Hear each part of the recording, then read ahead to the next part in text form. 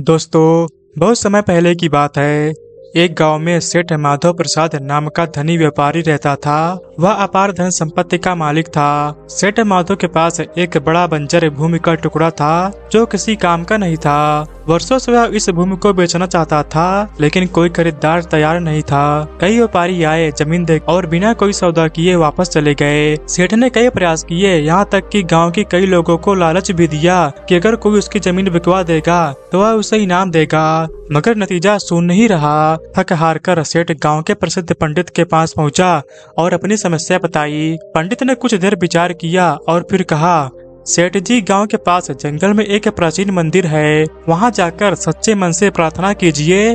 वहां के देवता की महिमा अपार है। जो भी सच्चे मन से वहां कुछ मांगता है उसकी मनोकामना अवश्य पूरी होती है। यह सुनते ही सेठ के चेहरे पर उम्मीद की किरण जाग उठी। उसने तुरंत निश्चय किया कि वह अगले ही दिन मंदिर जाएगा और वहां भगवान को महंगे से महंगा प्रसाद अर्पित करेगा ताकि उसकी भूमि बिक जाए। अगले दिन सेठ मंदिर के पास रवाना हुआ। मंदिर के पास पहुंचते ही उसने सबसे पहले प्रसाद की दुकान पर जाकर कहा, मुझे सबसे महंगी प्रसाद की थाली दो। दुकानदार ने उसे महंगे से महंगा प्रसाद दिया।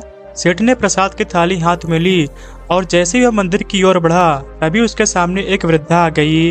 उसकी उम्र लगभग 70 वर्ष थी और फटे पुराने कपड़ों में थी। उसने हाथ जोड़कर विनती की, बेटा, मैं 4 दिनों से भूखी हूँ, कृपया करके मुझे कुछ खाने को दे दो। सेठ ने वृद्धा को एक नजर देखा और कहा, अम्मा, मैं खुद बहुत दुखी हूँ, तभी तो भगवान के दरबार में आया हूँ, मेरे पास देने के लिए कुछ नहीं है। इतना कहकर वह आगे बढ़ गया और मंदिर के अंदर प्रवेश कर गया। मंदिर में पहुंचते ही सेठ ने पंडित को प्रसाद दिया और पूरी श्रद्धा के साथ पूजा करवाई। फिर भगवान की मूर्ति के सामने खड़े होकर प्रार्थना की, प्रभु, मेरी बंजर भूमि बिकवा दो, मैं अगली बार इससे भी बड़ी और महंगी प्रसाद की थाली चढ़ाऊंगा। इसके बाद सेठ ने मंदिर की दान पेटी में 500 रुपए डाले और संतुष्टि के साथ वहां से लौट आया। कुछ ही दिनों बाद अचानक सेठ की तबीयत बिगड़ गई और उसकी मृत्यु हो गई। जब उसकी आंखें खोली तो उसने खुद को यमराज के दरबार में खड़ा पाया। यमराज उसके कर्मों का हिसाब कर रहे थे।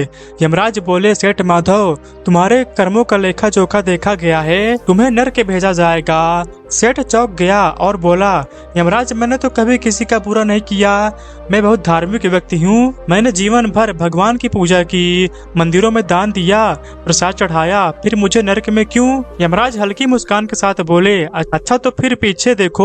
सेठ ने पीछे मुड़कर देखा तो वहाँ वही वृद्धा खड़ी थी जो मंदिर के बाहर उससे भोजन मांग रही थी। यमराज बोले, इसे पहचानते हो? सेठ ने सिर हिलाते हुए कहा, नहीं। यमराज बोले, यह वही वृद्धा है जिसने तुमसे मंदिरों में रोटी मांगी थी, लेकिन तुमने उसे कुछ नहीं दिया।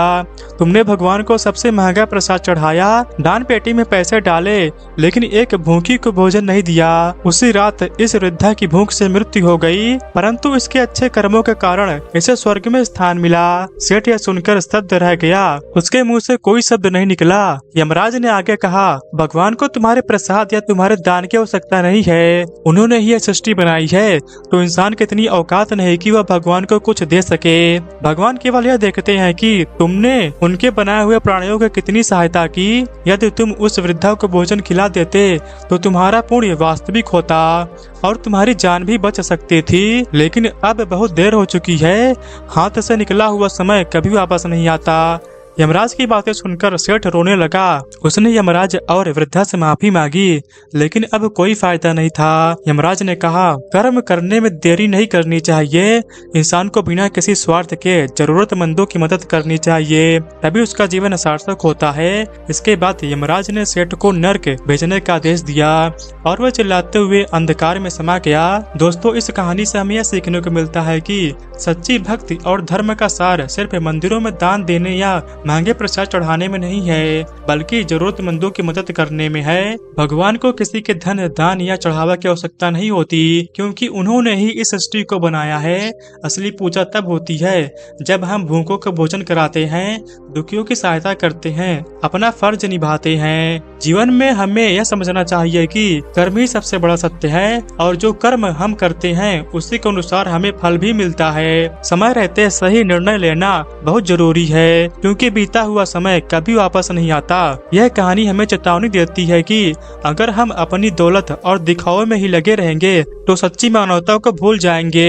अंत में पछतावा ही हाथ लगेगा। इसलिए मंदिरों में दान करने से ज्यादा जरूरी है कि हम किसी भूखे को रोटी खिलाएं, किसी दुखी की सहायता करें और अपने कर्मों से भगवान को प्रसन्न करें। दोस्तों, अगर आपको यह कहानी पसंद आई हो तो इसे लाइक करें, शेयर करें और कमेंट में अपनी राय जरूर दें। और इसी तरह की कहानियों के लिए हमारे चैनल वैदिक विचार को सब्सक्राइब करें।